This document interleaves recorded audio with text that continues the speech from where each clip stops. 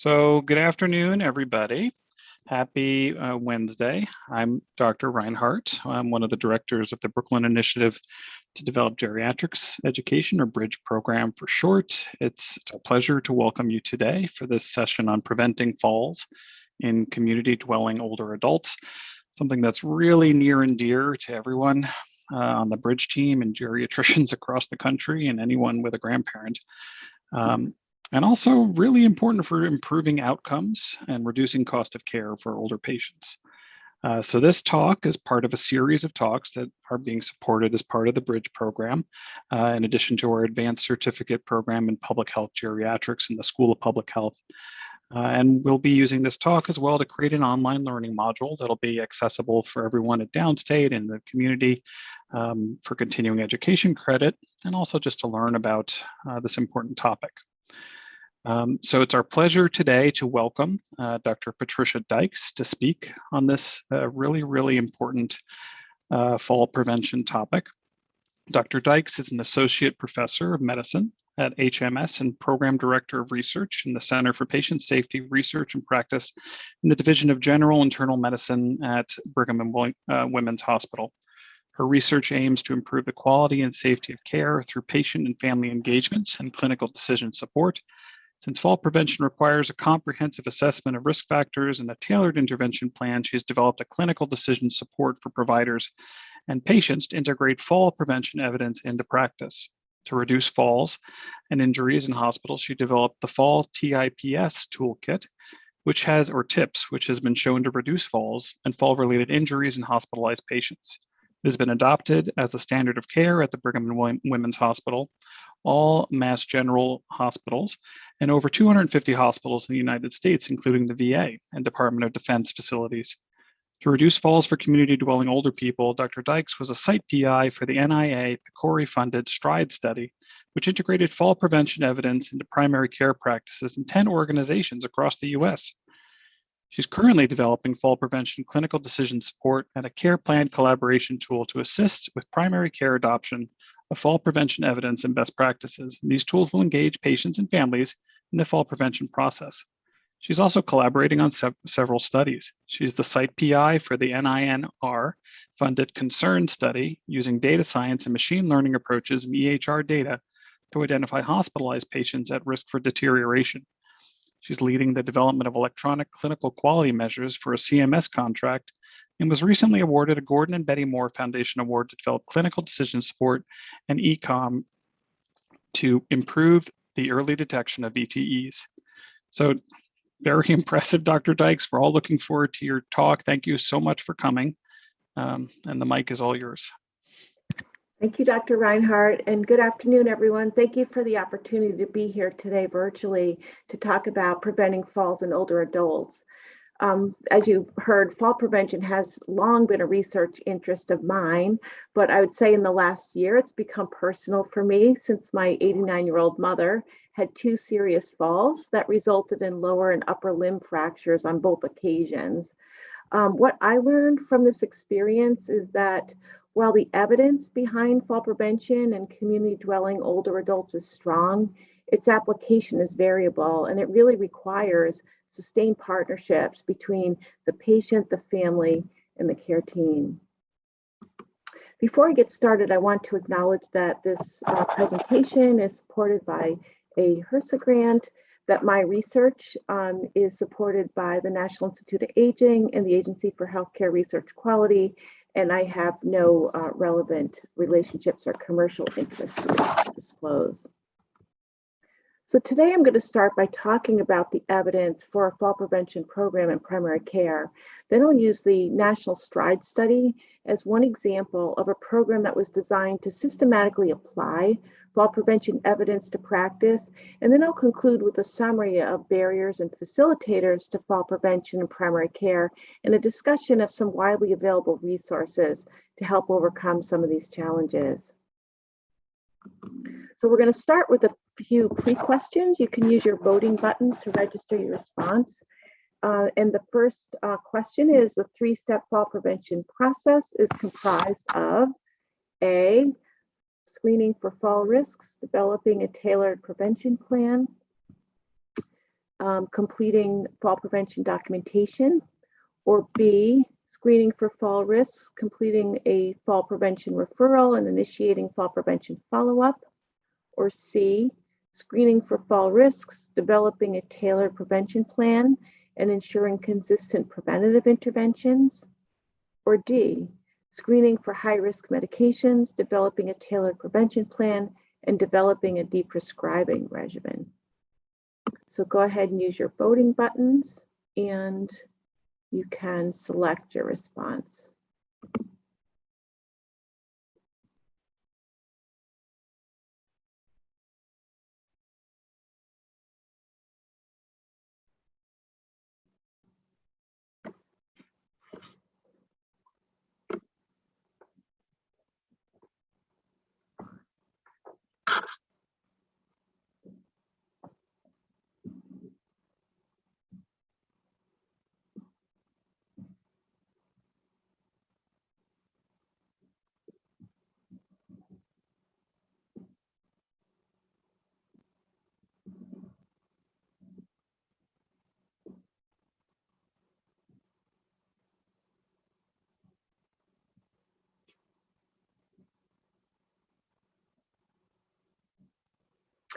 Okay, so it looks like we had some responses for each of the answers, and I'm not going to give them to you because I'll talk about the answers in my presentation, and then you'll have a chance at the end to try again.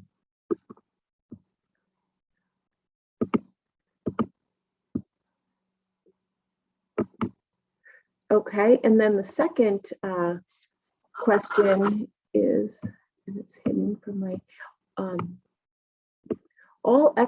an exercise program will prevent falls if it is A, designed to improve balance and strength, B, gets more challenging over time, C, is practiced for at least 50 hours, or D, all of the above. So use your voting buttons to make a selection.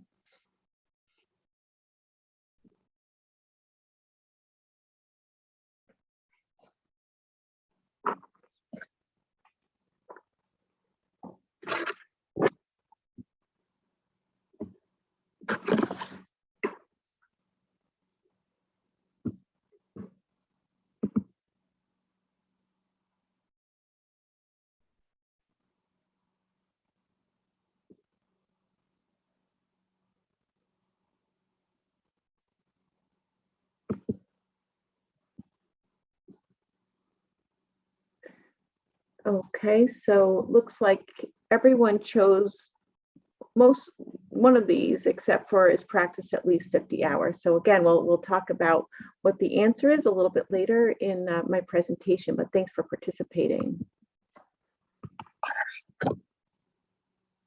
So at the end of this module, evidence for fall prevention in primary care, you'll be able to understand the problem of falls in community dwelling older adults and understand the evidence for preventing falls in community dwelling older adults.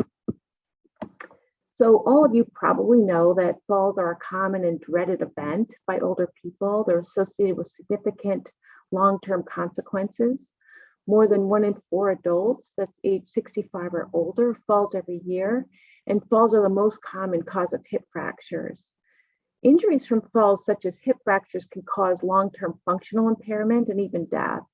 And despite the growing evidence that falls can be prevented, deaths from falls continue to rise, and fall-related deaths have doubled for US adults age 75 and older between 2000 and 2016. Falls can also result in a fear of falling that can then become a downward spiral of reduced mobility, leading to loss of function, and then further risk of falls. There's a great opportunity to make an impact in the area of fall prevention because the majority of falls are preventable. The fall risk factors and effective treatment strategies have been identified in many studies, and there's good evidence to support them. But the challenge now is to ensure that older adults at risk for falling receive appropriate interventions and referrals from their primary care providers. But despite recognizing the need, primary care providers do not generally ask older patients about falls and the associated risk factors as part of their routine assessment. And research has shown that less than half of older adults actually discuss their falls with their primary care providers. So there are many barriers to fall prevention in the context of a primary care visit. One is that you have limited time with a patient. It's difficult to integrate additional preventative and assessment planning into the visit. It's time consuming to follow through with patients to find out if they're actually following through with the recommendation. And then there's no standard strategy for intervening for patients with positive fall risk screens. I know in our healthcare system, every patient is asked screening questions by the medical assistant when they come into for a primary care visit, but it's really up to the individual clinician whether they actually address the fall risk in that visit. So research has demonstrated that fall prevention is a three-step process. It involves completing a risk assessment and then using the results of that assessment to develop a tailored or personalized prevention plan, and then consistently implementing the preventative strategies.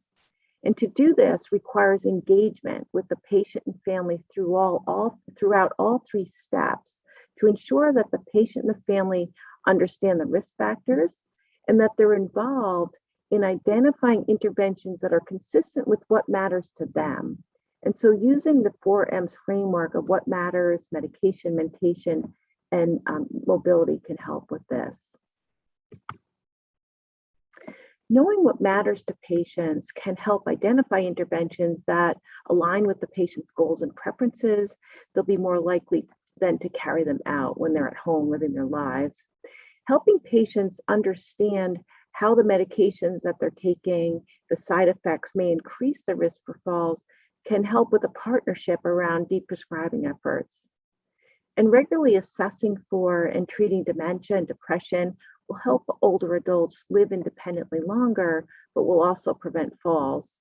And helping patients understand how good mobility will help them to maintain function and to continue to do what matters most longer can help with getting patients to agree to setting mobility goals and plans to achieve them.